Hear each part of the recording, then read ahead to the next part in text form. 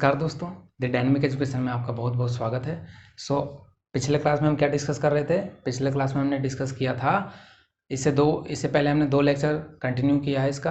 तो उसमें हमने मैग्नेट के बारे में पढ़ा था, मैग्नेटिक फील्ड कैसे क्रिएट होता है ये हमने पढ़ा था। एक करंट कैरिंग कंडक्टर में मैग्नेटिक फील्ड कैसे क्रिएट होता है। ओके, उससे आगे हम आज कंटिन्यू करते हैं अपने वीडियो को, और आज हम पढ़ेंगे क्या?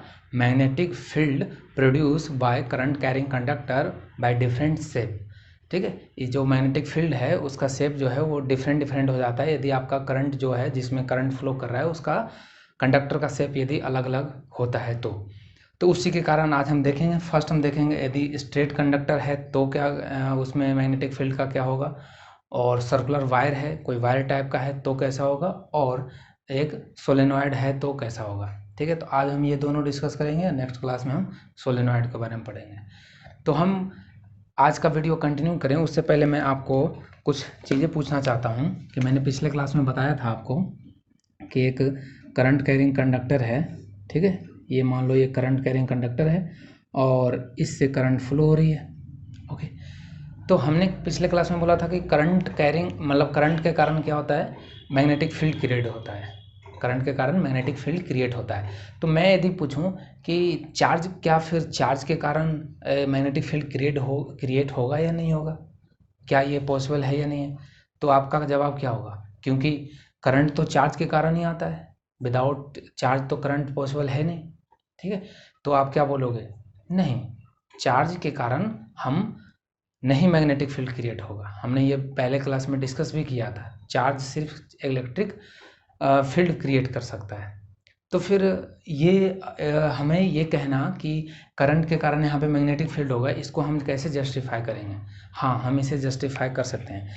मान लो सपोज कि एक ये वायर है, ठीक है, और इसके पास 100 प्लस चार्ज है और 100 माइनस चार्ज है, या 50 प्लस चार्ज है या 50 माइनस चार्ज है।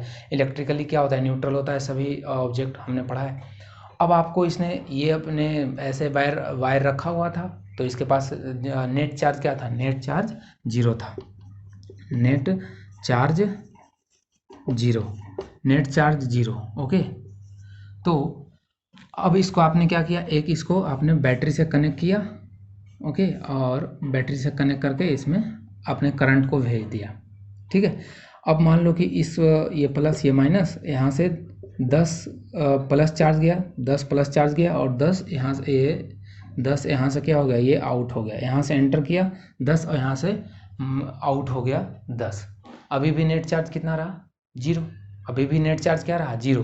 तो नेट चार्ज अभी भी 0 है, तो इसका मतलब अब तो यहाँ पे क्या है? करंट तो फ्लो किया, और करंट फ्लो किया तो इसका मतलब यहाँ मैग्नेटिक फील्ड होगा। बट चार्ज के कारण मैग्नेटिक फील्ड होगा? नहीं होगा। तो हमने एक चीज़ सीखा कि यदि मैं इस ऑब्जेक्ट को 5 कूलम चार्ज ला के दे दिया, यदि मैं इसको 5 कूलम चार्ज ला के दे दिया, तो क्या ये यहाँ पे मैग्नेटिक फील्ड क्रिएट करेगा? नहीं करेगा, मैग्नेटिक फील्ड क्रिएट नहीं करेगा। सिर्फ ये इलेक्ट्रिक फील्ड क्रिएट कर सकता है। चार्ज का प्रॉपर्टी है कि वो इलेक्ट्रिक फील्ड क्रिएट करता है, मैग्नेटिक फील्ड नहीं करेगा। तो फिर ये चार्ज इलेक्ट्रिक फील्ड कब क्रिएट करता है? तो हम बोलेंगे चार्ज कभी भी स्टैटिक होता है तो इलेक्ट्रिक फील्ड क्रिएट नहीं करेगा। लेकिन हाँ, इसी चार्ज को यदि मैं मोशन में ला दूँ, वेलोसिटी में ला दूँ, तो ये क्या करेगा? मैग्नेटिक फील्ड क्रिएट करेगा। डैट मीन्स अब चार्ज का मोशन ही क्या कहलाता है? Electric current. विदाउट चार्ज का मोशन तो क्या होगा? यदि आप बताओ कि क्या आप किसी वायर में फ्लो कराते हो करंट, तो क्या वो चार्ज हो जाता है? नहीं होता ना, चार्ज नहीं हो जाता, क्योंकि जितना उसमें एंटर करता है उतना तो बाहर हो जाता है। तो वो चार्ज कहाँ से होगा? तो इसलिए हम देखते हैं कि हमारे जो इलेक्ट्रिक वायर वगैरह है, इसमें करंट फ्लो कर रहा होता है, वहाँ इलेक्ट्रिक फील्ड क्रिएट नहीं होता है, वहाँ पे इलेक्ट्रिक फील्ड क्रिएट नहीं होगा। क्यों? क्योंकि वो मूविंग चार्ज है। हमने पढ़ा है कि मूविंग चार्ज इलेक्ट्रिक करंट देता है, इलेक्ट्रिक करंट होगा तो मैग्नेटिक फील्ड होगा, और चार्ज यदि स्टैटिक है तो वो इलेक्ट्रिक फील्ड क्रिएट करेगा। तो हमने ये चीज़ जो ये कॉन्सेप्ट था इसको हमने क्लियर कर लिया अच्छे तरीके से। ओके, तो आपको कोई कन्फ्यूजन नहीं होना चाहिए कि चार्ज जो है वो मैग्नेटिक फील्ड क्रिएट करेगा या इलेक्ट्रिक फील्ड क्रिएट करेगा। चार्ज यदि स्टैटिक है तो इलेक्ट्रिक फील्ड क्रिएट करेगा, चार्ज यदि मूविंग है तो मूविंग चार्ज को हम करंट बोलते हैं, और करंट है तो वहाँ पे मैग्नेटिक फील्ड आएगा। और इसका हमने प्रूफ जो है एक्सपेरिमेंट के थ्रू, ऑर्स्टेड ने जो किया था उसके थ्रू हमने कल देखा था, मैग्नेटिक नीडल के कारण। ठीक है, वहाँ पे डिफ्लेक्ट हो गया था, हमने समझा कि यहाँ पे जरूर मैग्नेटिक फील्ड क्रिएट हुआ है, तभी वो मैग्नेटिक नीडल डिफ्लेक्ट हुआ था। समझ में आया? तो ये चीज़ तो हम पिछले क्लास से डिस्कस किए, थोड़ा सा कॉन्सेप्ट बचा हुआ था। तो अब आते हैं हम अपने आज के टॉपिक पे कि एक स्ट्रेट कंडक्टर है, उसमें मैग्नेटिक फील्ड जो है, magnitude of magnetic field by straight conductor. देखो मैंने पहले बताया था, जो अपना मैग्नेटिक फील्ड होता है उसमें दोनों होता है, एक वेक्टर क्वांटिटी होता है और मतलब मैग्नीट्यूड और डायरेक्शन दोनों होता है। अब मैग्नीट्यूड तो हम देखेंगे और डायरेक्शन भी देखेंगे हम। तो मैग्नीट्यूड कैसे देखेंगे? तो मैग्नीट्यूड किस पे डिपेंड करेगा? देखो, एक मैंने स्ट्रेट कंडक्टर लिया, ठीक है, ये स्ट्रेट कंडक्टर लिया, सीधा कंडक्टर लिया और इसमें मैंने ऐसे करंट फ्लो करा दिया, ठीक है, बैटरी लगा के हमने इसमें करंट फ्लो करा दी। ओके, तो करंट का डायरेक्शन, तो देखो चार्ज इधर से पार्टिकल निकल के आएगा तो करंट की डायरेक्शन उसका उल्टा होगा, ठीक है। तो ये करंट की डायरेक्शन अभी है। अब इसकी मैग्नीट्यूड किस पे डिपेंड करेगा? इसका जो मैग्नीट्यूड है मैग्नेटिक फील्ड का, पहली बात तो मैग्नीट्यूड का जो मैग्नेटिक फील्ड का जो शेप है वो कैसा होगा, यहाँ पे कैसा होगा बताओ। तो यदि आप इस एक्सपेरिमेंट को करना चाहते हो तो जिस तरह से मैंने कार्डबोर्ड वाला एक्सपेरिमेंट बताया था कि एक आप मैग्नेटिक फील्ड लो, मैग्नेट लो और उसको नीचे मैग्नेट को ऐसे चिपका दो और उसके ऊपर कार्डबोर्ड रखे और आयरन का फिलिंग्स रखो और उसको वाइब्रेट करो तो वो एक सर्कुलर शेप में ले लेता है ऑटोमेटिक। क्यों? क्योंकि जो छोटे छोटे पार्टिकल्स होते हैं आयरन के, वो मैग्नेटिक फील्ड के अंडर में आके मैग्नेटाइज हो जाता है। तो इसी तरह से इसको भी आप एक्सपेरिमेंट कर सकते हो। एक करंट कैरिंग वायर लो, ठीक है, और उसको बोर्ड के पास में रख दो, बोर्ड के ऊपर में रख दो या नीचे रख दो, कहीं भी रख दो, और उसके उस कार्डबोर्ड के ऊपर से आप आयरन का फिलिंग्स डाल सकते हो। तो आपको क्या दिखेगा? यहाँ पे शेप मिलेगा, कैसा? सर्कुलर शेप मिलेगा। मतलब इसके चारों ओर, इसके चारों ओर मैग्नेटिक फील्ड क्रिएट होगा। तो मैं ऐसे बना दूँ, ऐसे ऐसे ऐसे चारों तरफ मैग्नेटिक फील्ड यहाँ से क्रिएट होगा ऐसे, ठीक है। ये मैग्नेटिक फील्ड इसमें क्रिएट होगा, ये ध्यान रखना है अपन को। तो मैग्नेटिक फील्ड कैसे क्रिएट हुआ? जैसे ये हमारा कंडक्टर है, ठीक है, ये हमारा कंडक्टर है, तो मैग्नेटिक फील्ड इसका कैसे होगा? मैग्नेटिक फील्ड इसके चारों ओर क्रिएट होगा, इसके चारों ओर क्रिएट होगा, इसके चारों ओर क्रिएट होगा, इसके चारों ओर। तो मतलब इसके हर एक पार्ट को आप यदि एनालिसिस करोगे ना, छोटे छोटे पार्ट को, तो वो, अब यहाँ पे क्वेश्चन ये आता है कि क्या वो सिर्फ एक सर्कल होगा? नहीं, एक सर्कल नहीं होगा। हमने पिछले क्लास में डिस्कस किया है कि उसके क्या होता है, यहाँ से नंबर ऑफ में जो चार्जेज होते हैं वो निकलते हैं यहाँ से और वो डिफरेंट सर्कल बनाएगा। जैसे मैंने मैग्नेट में पढ़ाया था ना, मैग्नेट, ध्यान है, बार मैग्नेट से क्या था, यहाँ से हमने मैग्नेटिक नीडल रखा तो डिफरेंट जहाँ जहाँ इसका इलेक्ट्रिक, जितना इसका स्ट्रेंथ होगा, बड़ा मैग्नेट होगा, उतना दूर वो फैला रखा होगा। तो इसी तरह से जितना इसमें हैवी करंट होगा तो ये ज़्यादा फैलाएगा, छोटा सर्कल होगा फिर बड़ा सर्कल होगा। मतलब एक ही पेरीफेरी पे बहुत सारे सर्कल मिलेंगे, मतलब एक ही सेंटर पे, एक सेंटर यदि इसको मानो, एक इतना सा मैंने छोटा सा माना, तो इसी पे बहुत सारे सर्कल होंगे। वो डिपेंड करेगा इसके करंट के स्ट्रेंथ पे कि करंट इसमें कितना है। फिर उसके जस्ट नीचे वाला पार्ट पे फिर मल्टीपल सर्कल होंगे, ठीक है, उसके नीचे वाले पार्ट पे। तो इस तरह से आप समझ सकते हो, ठीक है। मैंने आपको अच्छे से क्लियर करने की कोशिश किया। ये एक सर्कल है ना, इसी के यही सेंटर मानते हुए एक और सर्कल होगा, इसी सेंटर को मानते हुए एक और सर्कल होगा। तो इस तरह से नंबर ऑफ सर्कल यहाँ पे पूरे मैग्नेटिक फील्ड में फैल जाएगा। तो मतलब हम ये बोल सकते हैं कि एक ये करंट कैरिंग कंडक्टर है, तो ये कैसा मैग्नेटिक फील्ड फैलाएगा? ये पूरा चारों तरफ फैलाएगा, ये पूरा में ये अपना मैग्नेटिक फील्ड फैलाएगा, ठीक है। और क्या ये ऊपर होगा या नहीं होगा? बिल्कुल होगा, ऊपर भी होगा, ऊपर भी करंट ऐसे फैलेगा, ठीक है। तो ये तो हो गया शेप मैग्नेटिक फील्ड का। अब ये डिपेंड किस पे करेगा बताइए? ये डिपेंड किस पे करेगा? तो एक चीज़ तो हमने बाद में अभी बताया कि इसके जो स्ट्रेंथ है वो किस पे डिपेंड करेगा कि इसमें कितना हैवी करंट है। हाई वोल्टेज वाली करंट है तो ये क्या करेगा? मैग्नेटिक फील्ड ज़्यादा क्रिएट करेगा। समझ में आया? ज़्यादा वोल्टेज होगा मतलब इलेक्ट्रिक करंट, ये magnitude of the magnetic field by the straight conductor first किस पे डिपेंड करता है? डिपेंड करता है इलेक्ट्रिक करंट पे, ठीक है, इलेक्ट्रिक करंट पे कि मतलब उसमें इलेक्ट्रिक करंट कितना है। दूसरा जो डिपेंड करता है वो इन्वर्सली प्रोपोर्शनल होता है। ये तो डायरेक्टली प्रोपोर्शनल होता है, जितना करंट बढ़ाओगे मैग्नेटिक फील्ड उतना ही ज़्यादा दूर तक फैलेगा, उसकी स्ट्रेंथ ज़्यादा होगा। सेकेंड जो है वो इन्वर्सली प्रोपोर्शनल होता है इसके डिस्टेंस पे। डिस्टेंस कहने का मतलब कि इस पॉइंट से यदि डिस्टेंस आगे चले जाओगे, ठीक है, रेडियस कह लो, ठीक है, रेडियली इसको यदि आगे दूर तक जाओगे तो आपको मैग्नेटिक फील्ड क्या मिलेगा? कम मिलेगा। आप डिस्टेंस बढ़ाओ तो क्या होता है, जैसे जैसे यहाँ पे कुछ होगा, यहाँ पे कुछ होगा, यहाँ पे कुछ होगा, मतलब ये डिक्रीज करते जाता है जैसे जैसे इस करंट कंडक्टर से हम दूर जाएंगे, तो वो इन्वर्सली प्रोपोर्शनल होगा। और हाँ, एक बात ध्यान रखिएगा कि जब भी वो सर्कल जो बनाता है मैग्नेटिक फील्ड का, जो सर्कुलर शेप होता है, उसका सेंटर हमेशा वो कंडक्टर ही माना जाता है। वो कंडक्टर क्या होता है, उसका सेंटर माना जाता है उसको। तो इस तरह से इसका सेंटर, जो जितने भी सर्कल होंगे उसका सेंटर कौन होगा, हमारा जो कंडक्टर उसमें फ्लो कर रहा है।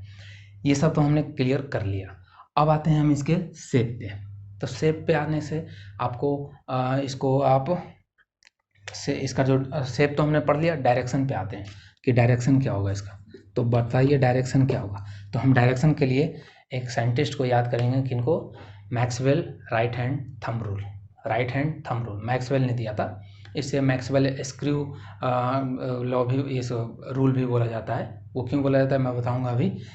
तो डायरेक्शन कैसे डिसाइड होगा, देखिए ये हाथ है अपना, ये अपना हाथ है, राइट हैंड है, ठीक है। राइट हैंड को अपन यूज करना है, तो राइट हैंड को यूज करना है तो आप इसको ऐसे अपन को लेना है, ठीक है, ऐसे रखना है, इसको स्ट्रेट कर देना है और ये ऐसा शेप में रखना है। अब हमारे पास ये डायरेक्शन बताने के लिए, अब जैसे जिस जिस तरह से डायरेक्शन होगा उधर हम इसको मोड़ सकते हैं, इधर मोड़ सकते हैं, इधर मोड़ सकते हैं, इधर मोड़ सकते हैं, ठीक है। तो हम अपने हाथों को ही मोड़ेंगे और यही हमारा रूल बनेगा। कैसे, देखो मैंने ये करंट ऊपर की ओर डायरेक्शन में जा रहा था, ऊपर डायरेक्शन में जा रहा था ना, ओके। तो हमने ये हमने क्या रखा, ये हमारा करंट का डायरेक्शन बताएगा, हमने यहाँ पे रखा। तो ये जो हमारा अंगूठा जा रहा है ऊपर, ये करंट का डायरेक्शन बताएगा। अब इस करंट का डायरेक्शन बताएगा, ये करंट का डायरेक्शन बताएगा। तो आप बताइए कि आप हाथ को किधर मोड़ोगे, आप हाथ को किधर मोड़ोगे बताओ।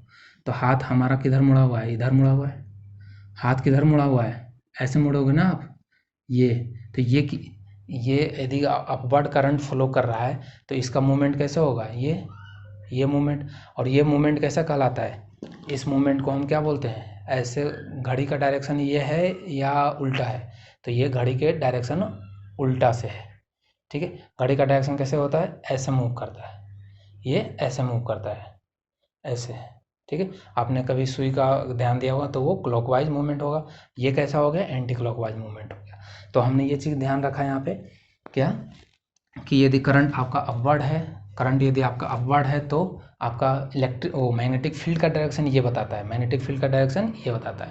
ये जो आपको कर्ल, इसको कर्ल रूल भी बोलते हैं, क्योंकि ये जो है ना, ये कर्ल, इसको हम कर्ल बोलते हैं, तो इससे भी हमें पता चलता है। तो हमारा करंट का डायरेक्शन ये बताएगा सीधा। तो हमारा, हम इसको कैसे मोड़ेंगे, ऐसे मोड़ सकते हैं, इसको ऐसे तो मोड़ नहीं सकते उल्टा, इसको उल्टा नहीं मोड़ सकते ना, तो इसका एक्चुअल डायरेक्शन किधर होगा मोड़ने का, ऐसे। तो ये मतलब एंटी क्लॉकवाइज, समझ में आया। चलिए, अब मैंने इसका करंट को रिवर्स कर दिया, बैटरी को रिवर्स कर दिया हमने, बैटरी रिवर्स कर दिया।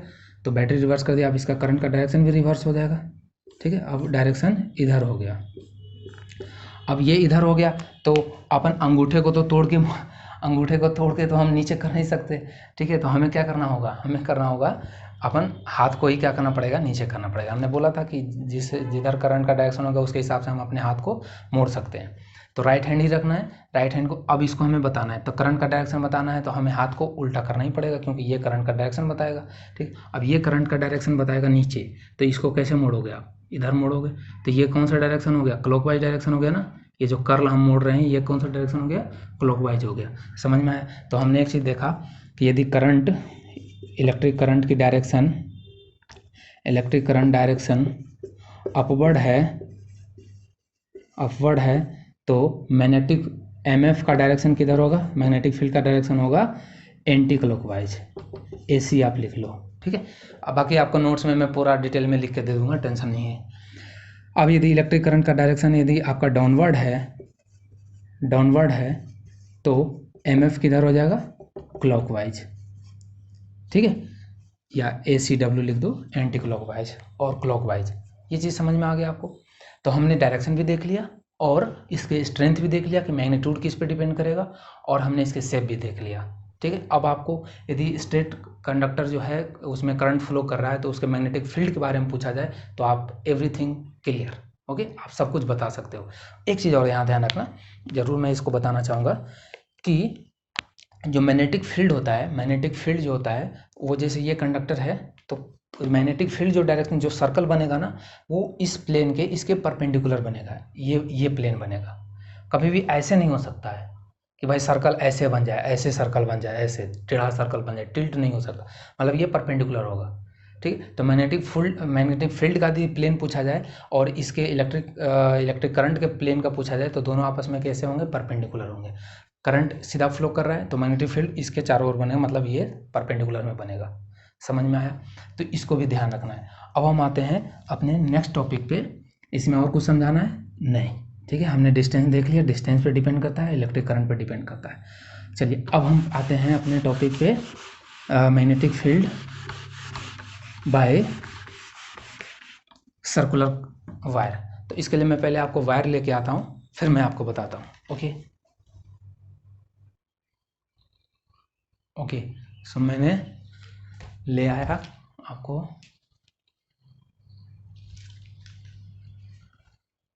तो मैंने ये 2 वायर ले आया। इससे आपको मैं समझाता हूँ कि एक सर्कुलर होगा तब कैसे हम डायरेक्शन को मेजरमेंट करेंगे। ठीक है, तो ये मान लो कि ये सर्कुलर वायर है, ऐसा सर्कुलर वायर है, इसको हमने ऐसे, इसमें करंट फ्लो कर रहा है।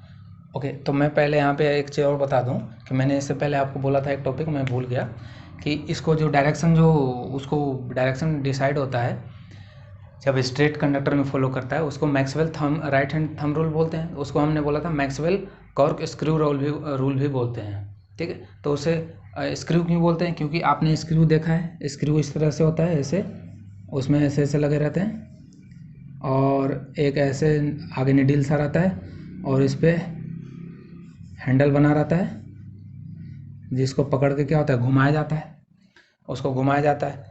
ठीक, तो आप इस तरह समझो कि आप जब किसी चीज़ को होल करना होता है, स्क्रू टाइप का, देखो ना स्क्रू टाइप का, उसको जब हम क्या करते हैं, अंदर होल करना होता है, तो हम कैसे घुमाते हैं, ऐसे ऐसे घुमाते हैं, तो वो नीचे की ओर जा रहा होता है। तो मतलब आप जब इसको नीचे भेजोगे, मतलब आप इसको करंट से कंपेयर करो, तो करंट यदि आपकी डायरेक्शन इधर नीचे है, तो आप इसको कैसे घुमा रहे थे, ऐसे घुमाते हैं, तब तो नीचे जाता है ना, ऐसे घुमाते हैं। ठीक है, ऐसे घुमाते हैं, तो जब नीचे है तो क्लॉकवाइज है ना।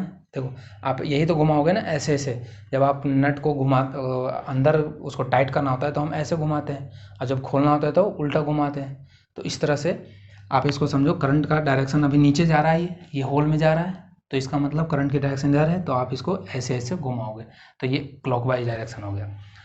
जब आप इसको निकालना होगा तो आप इसको क्या करोगे, अब मान लो करंट की डायरेक्शन अपवर्ड हो गया, जब निकल रहा है तो अपवर्ड इसको अजम्पशन कर सकते हो। तो अब करंट की डायरेक्शन अपवर्ड हो गया, तो मतलब आप इसको उल्टा घुमाना पड़ेगा, एंटी क्लॉकवाइज में घुमाना पड़ेगा, इधर की ओर घुमाना पड़ेगा, ऐसे। ठीक है, तो इसलिए इसे कॉर्क स्क्रू रूल भी बोलते हैं। ठीक है, इसलिए हमने इसको बता दिया। चलिए, और ये जो डायरेक्शन देखते हैं, ये ध्यान रखिएगा, हमेशा टॉप से देखते हैं। कैसे देखते हैं? टॉप से, टॉप व्यू ऐसे देखते हैं, तभी तो ये हमको ऊपर आते हुए दिखेगा ना, ये स्क्रू। ओके, तो हम अब पढ़ते हैं करंट सर्कुलर के थ्रू।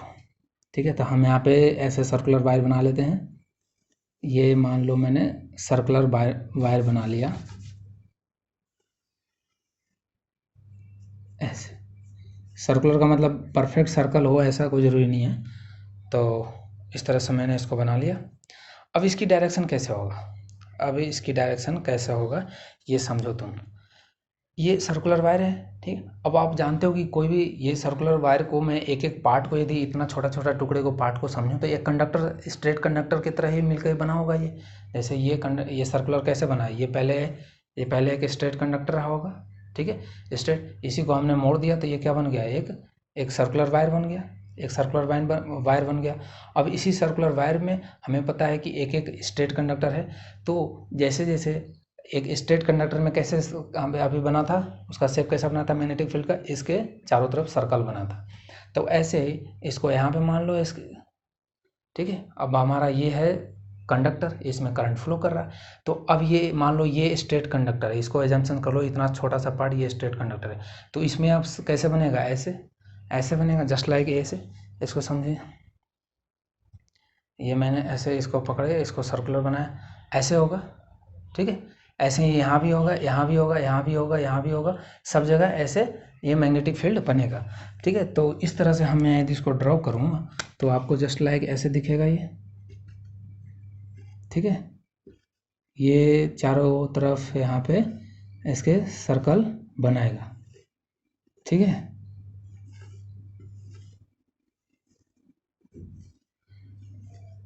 तो यहाँ पे सर्कल बना देगा। तो इस तरह से ये सर्कल बनाएगा। अब सेम क्वेश्चन यहाँ पे कि क्या एक सर्कल बनेगा? नहीं, इस पे फिर से एक सर्कल होगा, आगे भी सर्कल होगा, आगे भी सर्कल होगा, आगे भी इसका सर्कल होगा। तो इसका मतलब ये कैसे हुआ? इसका ये सर्कल था, ये ऐसे सर्कल, इसके मैग्नेटिक फील्ड का डायरेक्शन कैसे हो गया? ऐसे आया, ऐसे इधर से गया और फिर ये पार हुआ, ठीक है। तो ये सब जगह ऐसे आएगा और इस तरह से बनेगा। तो आप इस तरह से मान सकते हो, आप मान लो कि इसमें आपने जो बैंगल्स है, चूड़ियाँ होते हैं ना, चूड़ियाँ, वो मान लो कि राउंड शेप में है और इसमें आपने चूड़ियाँ पहना दिया, ऐसे चारों तरफ चूड़ियाँ पहना दिया, ठीक है। तो गोरी की कलाइयों में चूड़ियाँ पहना दिया हमने, तो अब कैसा दिखेगा? ये उसी तरह से दिखेगा। आप उसको मैग्नेटिक फील्ड एजम्पशन करो, ठीक है। मैग्नेटिक फील्ड हमको एजम्पशंस करना है उसे। तो हमने उसको मैग्नेटिक फील्ड देखा, तो हमने ये देखा कि यहाँ पे क्या देखेंगे हम कि जब ये स्ट्रेट, यहाँ पे इसका सेंटर होगा कहीं पे, तो यहाँ पे इस तरह से आएगा और ये यहाँ से जाएगा। तो यहाँ पे मैग्नेटिक फील्ड का जो डायरेक्शन हो जाएगा, वो बीच में आपको सेंटर पे जो जैसा दिखेगा वो एक स्ट्रेट दिखेगा। वो कैसा दिखेगा? एक स्ट्रेट दिखेगा। कैसे दिखेगा? ऐसे, ये मैग्नेटिक ऐसे आएगा ना, मैग्नेटिक फील्ड ऐसे आया और यहाँ पे आएगा, फिर इधर से आया, फिर इधर से आया, फिर इधर से आया। तो ये जो सेंटर पे है ना, ये सेंटर, यहाँ पे सेंटर, इस पे आपको एक स्ट्रेट टाइप का दिखेगा। कैसा दिखेगा? स्ट्रेट टाइप का मैग्नेटिक फील्ड दिखेगा सीधा। ओके, तो ये तो था हमारा शेप इसका। अब आते हैं हम इसके मैग्नेटिक फील्ड के डायरेक्शन, वो स्ट्रेंथ पे, कि किस पे डिपेंड करेगा। तो सिंपल सी बात है कि इसमें भी जितना हैवी करंट फ्लो करेगा तो ये अपना दूर तक फैलाएगा अपना इलेक्ट्रिक फील्ड, ठीक है। जो ज़्यादा पावरफुल होगा अपना दायरा उतने दूर तक फैला रखता है, ठीक है। सो ये इलेक्ट्रिक करंट पे डिपेंड करेगा, डायरेक्टली प्रोपोर्शनल होगा, same as it is previous. Okay, अब इसमें एक चीज़ और आ जाता है, नंबर ऑफ कॉइल्स। अब इसको समझो, नंबर ऑफ कॉइल्स क्या है? नंबर ऑफ कॉइल्स मतलब नंबर ऑफ टर्न्स। जैसे मैंने एक ऐसे कंडक्टर लिया, ठीक है, ये हमने अभी एक कॉइल, एक टर्न है इसमें। अब मान लो मैंने इसको ऐसे मोड़कर ऐसे हमने इसमें 2 टर्न कर दिया, ठीक है। या इसी पे हमने एक और इस पे टर्न रख दिया, ऐसे एक और कंडक्टर लाया और मैंने इस पे एक गोल रख दिया, फिर एक लाया और लाया, फिर और लाया। तो इस तरह से यदि मैं इसके, ये हमारा एक सर्कल है मान लो, इसमें हमने और भी लपेटते जाएं इसको, तो ये और पावरफुल बन जाएगा। तो मतलब ये नंबर ऑफ कॉइल्स या नंबर ऑफ टर्न्स, जिसको आप n से डिनोट कर सकते हो, n पे भी डिनोट करेगा। तो यदि आपका मान लो कि एक कॉइल है, एक ये वायर है, इसमें आपको मान लो कि मैग्नेटिक फील्ड 1 है, 1 यूनिट मैग्नेटिक फील्ड है, तो n में कितना हो जाएगा? n magnetic field, simple multiple हो जाता है, ठीक है। सिंपल मल्टीपल हो जाता है, एक में जितना होगा उतने नंबर, जितने कॉइल्स होंगे उससे मल्टीपल कर देंगे, तो हमारा मैग्नेटिक फील्ड उसमें और ज़्यादा होगा। समझ में आया? सिंपल सी फंडा है कि एक इंसान जितना पावरफुल होता है, उससे यदि तीन लोग होते हैं तो वो ज़्यादा पावरफुल क्या होंगे? 3 लोग मिलकर ज़्यादा काम वो अंजाम दे सकते हैं, ज़्यादा काम करेंगे, ऑब्वियस सी बात है। तो यही सेम चीज़ है कि आप एक कॉइल जो टर्न है जितना करेगा, यदि आप बढ़ाते जाओगे तो उसी हिसाब से फिर वो बढ़ते जाता है। ओके, तो हमने देख लिया, इलेक्ट्रिक करंट भी देख लिया, डायरेक्टली प्रोपोर्शनल होता है। नंबर ऑफ टर्न्स पे भी देख लिया, डायरेक्टली प्रोपोर्शनल होता है, जितना टर्न्स करोगे उतना ही मैग्नेटिक फील्ड जो मैग्नीट्यूड में बोल रहा हूँ। मैग्नीट्यूड का मतलब आप स्ट्रेंथ समझो, क्या? स्ट्रेंथ, ठीक है, स्ट्रेंथ ऑफ मैग्नेटिक फील्ड भी आप बोल सकते हो। मैग्नीट्यूड जितना ज़्यादा होगा स्ट्रेंथ ज़्यादा होगा। अब इसमें स्ट्रेंथ कहाँ ज़्यादा होगा? इसमें स्ट्रेंथ ज़्यादा होगा, ऑब्वियस सी बात है, सेंटर पे। जब एक सर्कुलर होगा तो उसमें देखते हो, इसमें सबसे ज़्यादा मैग्नेटिक फील्ड सब लोग यहीं पे आकर सब मिल रहा है, इधर का भी, इधर का भी, यहाँ से भी सर्कल आर्क मिलेगा, यहाँ से भी सर्कल आर्क, तो यहाँ बीच में सबसे ज़्यादा क्या होगा? क्लोजनेस होगा। हमने पिछले क्लास में पढ़ाया था, जहाँ पे ज़्यादा क्लोज होता है मैग्नेटिक स्ट्रेंथ, वहाँ ज़्यादा होता है, ठीक। तो यहाँ पे ज़्यादा होगा मैग्नेटिक स्ट्रेंथ। ओके, और यही सब वर्किंग करता है फिर मोटर वगैरह, जनरेटर वगैरह हम पढ़ेंगे इसके बारे में, ठीक है। और रेडियस पे, रेडियस इन्वर्सली प्रोपोर्शनल होता है रेडियस का। वहाँ भी हमने ये देखा था कि भाई अब डिस्टेंस दूर, जो स्ट्रेट वायर था उससे दूर ही जाओगे तो आपका क्या होगा? घटेगा। तो इसी तरह से इसमें आप रेडियस ज़्यादा करोगे, रेडियस को ज़्यादा फैलाओगे, तो आपका मैग्नेटिक फील्ड का जो मैग्नीट्यूड है वो क्या होगा? घटेगी। और इसकी इसकी स्ट्रेंथ का फॉर्मूला क्या होता है, ये सब आपको अभी ध्यान नहीं रखना है, ये हायर क्लास में पढ़ना है, ठीक है। अभी आपको सिर्फ और सिर्फ इसके ये जो किस पे डिपेंड करता है ये ध्यान रखना है। तो रेडियस के इन्वर्सली प्रोपोर्शनल होता है, ज़्यादा बड़ा करोगे तो मैग्नेटिक फील्ड कम होगा, कम रखोगे तो उसमें ज़्यादा मैग्नेटिक फील्ड एक जगह इकट्ठा होंगे, क्लोज होगा तो वहाँ पे मैग्नेटिक स्ट्रेंथ ज़्यादा होगा। ये हो गया। अब इसके डायरेक्शन पे आ जाते हैं। तो डायरेक्शन पे आएंगे तो हम उससे पहले आपको एक चीज़ बताएं कि आपने ध्यान किया होगा कि एक वार ये जो मैग्नेट होता है ये नॉर्थ पोल साउथ पोल होता है, ठीक है। अब ये नॉर्थ पोल साउथ पोल हो तो हमने इसमें क्या पढ़ा था, हमने ये पढ़ा है कि मैग्नेट का क्या मैग्नेटिक फील्ड का प्रॉपर्टी क्या होता है, नॉर्थ से आउट होता है और इसमें एंटर करता है, और यही फिर ऐसे डायरेक्शन बनाता है, ऐसे ऐसे डिफरेंट डायरेक्शन, यहाँ से आउट होता है और इधर एंटर करता है। तो मतलब यदि मैं पूछूं कि यदि आपके पास कोई पूछा जाए कि बताइए इसमें ये मैग्नेट का नॉर्थ पोल किधर है, साउथ पोल किधर है, तो हम मैग्नेटिक फील्ड के डायरेक्शन को देख कर बता सकते हैं कि कौन नॉर्थ पोल होगा, कौन साउथ पोल होगा। मतलब यदि मैं पूछूं ये हमने तीर देखा, तीर, ठीक है, ये तीर बनाया हमने, तो तीर का मतलब यदि आपको देखकर पूछा जाए तो हम इधर से देखेंगे तो हमें क्या मिलेगा, ये हेड मिलेगा, मतलब इधर एंटर कर रहा होगा। जब मैं इसको इधर से देखूंगा तो लगेगा कि ये कहीं जाकर उधर जा रहा होगा, ठीक है। मतलब ये हमें आउट करते हुए दिखेगा और ये हमें इन करते हुए दिखेगा, और यहाँ से देखूंगा तो ये हमें क्या दिखेगा, ये हमें इधर इन करते हुए दिखेगा और ये यहाँ से आउट होते हुए दिखेगा। तो वो तो देखने का अपना अपना नज़रिया है। सो वो नज़रिया यहाँ काम आएगा डायरेक्शन में, ठीक है। तो ये नॉर्थ और ये साउथ हमने पहचान लिया कि जहाँ से आउट हुआ वो नॉर्थ बोलेंगे और जहाँ से इन हुआ वहाँ पे साउथ बोलेंगे, ठीक है। तो यही सेम चीज़ देखो यहाँ पे लगा देते हैं कि जब हमने अब इसमें डायरेक्शन इसकी पता करना है ना, तो हम इसे फेस रूल भी बोलते हैं कि जब आप एक कंडक्टर, अब ये मान लो ये हमारा कंडक्टर था, अब उस टाइम पे हमने ऐसे करंट फ्लो कर रहा था, अब हमने उस सर्कल को क्या कर दिया, अब हम करंट को किस में फ्लो करा रहे हैं, सर्कल में फ्लो करा रहे हैं, ठीक है। अब हमारा करंट क्या हो गया, सर्कुलर हो गया। अब हमारा करंट क्या हो गया, सर्कुलर हो गया। अब करंट सर्कुलर हो गया तो मतलब अब ये जो कर्ल है ये किसको डायरेक्शन बताएगा, ये बताएगा करंट का, और ये जो अब बताएगा हमारा थंब जो बताएगा वो मैग्नेटिक फील्ड को बताएगा, तो मैंने यहाँ पे डायरेक्शन के लिए देख लिया। देखो यहाँ पे ये क्लॉकवाइज डायरेक्शन है, ये कैसा है, क्लॉकवाइज डायरेक्शन, ये क्लॉकवाइज डायरेक्शन होता है, क्लॉकवाइज डायरेक्शन, ठीक है। और ये ACW है, एंटी क्लॉकवाइज डायरेक्शन। तो हमने क्या देखा यहाँ पे कि जब ये मान लो ऐसे इस सर्कल को मैं ऊपर से ऐसे देख रहा हूँ, तो और करंट अभी क्लॉकवाइज डायरेक्शन में फ्लो कर रहा है। क्लॉकवाइज का मतलब किधर से बताओ, इधर ये डायरेक्शन है या इधर है, तो हम बोलेंगे ये डायरेक्शन क्लॉकवाइज है। ये डायरेक्शन कैसा है, क्लॉकवाइज है। तो ये डायरेक्शन क्लॉकवाइज है, तो यदि मैं ऊपर से देखूंगा तो मुझे ऐसे कैसे दिखेगा, ये करंट ऐसे घूमते हुए दिखेगा इस तरफ, ठीक है। तो ये करंट ऐसे घूमते हुए, तो हम हाथ को किधर घुमाएंगे, हम हाथ को घुमाएंगे इधर।